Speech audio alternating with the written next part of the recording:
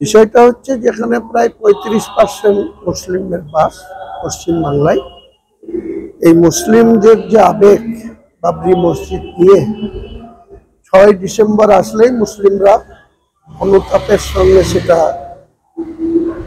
পর্যালোচনা করে যে আমাদের একটা ঐতিহাসিক বাবরি মসজিদ সেটাকে ধ্বংস করে দেওয়া হয়েছে।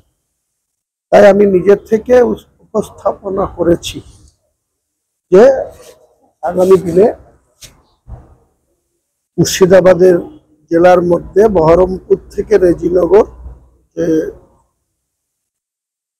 35 কিলোমিটার ডিস্টেন্স, তার মধ্যে বহরমপুর থেকে 15 কিলোমিটার হচ্ছে বেলডাঙ্গা ডিস্টেন্স। সেই বেলডাঙ্গা বা রেজিনগর এরকম কোন একটা স্থানে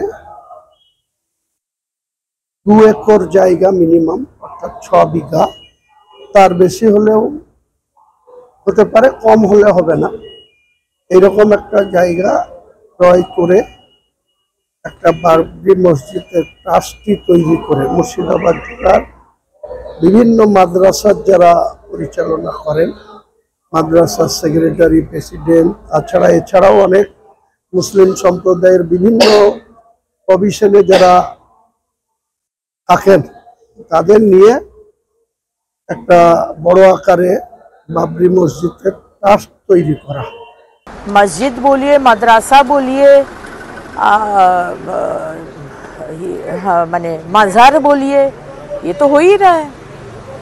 अब जो भी धर्म का हो, अगर उनका अपना ज़मीन हो तो वो ठीक बात है, कोई प्रॉब्लम नहीं है। लेकिन आज मुख्यमंत्री जिस तरह से तुष्टीकरण का राजनीति करते हैं पश्चिम बंगाल में, सरकारी खास ज़मीन भी अगर हड़प ले और मस्जिद बना दे तो भी मुख्यमंत्री कुछ नहीं बोलेंगे 30% के लिए। ক্ষমতা থাকলে করে দেখাক, আর এই ধরনের কথাবার্তা যদি চলে তাহলে মুখ্যমন্ত্রীকে দায়িত্ব নিতে হবে। ওই যে আদিনা মসজিদ ওখানে আছে, ওটা আগে আদিনাথের মন্দির ছিল, ওটা খুঁড়লে তলা থেকে ওখানেও শিবলিঙ্গ বেরোবে, ওখানেও মন্দিরের ধ্বংসাবশেষ পাওয়া যাবে। তো এগুলোই কি পশ্চিমবঙ্গে চলবে?